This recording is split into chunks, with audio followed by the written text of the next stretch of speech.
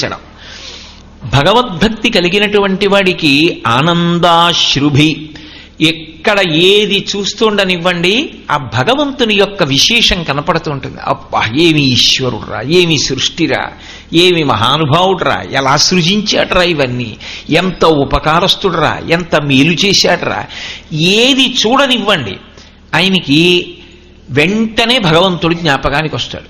దానికి ఒక కారణం అక్కర్లేదు. ఏదో ఇక్కడ దురద పెట్టిందనుకోండి, ఇలా గోక్కున్నాడు. గోక్కుని అరే శరీరం అంతా మెత్తగా ఉండి ఉంటే నాకు ఇక్కడ గోక్కోవలసిన అవసరం ఏర్పడితే నేను ఎంత ఇబ్బంది పడేవాడిని. ఒక్క గోళ్ళని మాత్రం కొంచెం గరుగ్గా ఉండేటట్టు పదునుగా ఉండేటట్టు పెట్టి కోస్తే బాధ లేకుండా పెరిగేటట్టు చేసి కాపాడా అని ఆ భగవంతుని యొక్క ఉపకార గుణాన్ని స్మరించి కన్నుల వెంట ఆనంద భాష్పాలు కారుస్తాడు. అంతటా ఈశ్వరతత్వమే గోచరమవుతూ ఉంటుంది.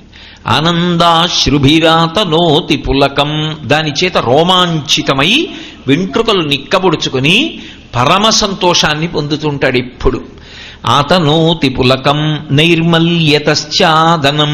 చూడండి, మంచం మీద పడుకున్నప్పుడు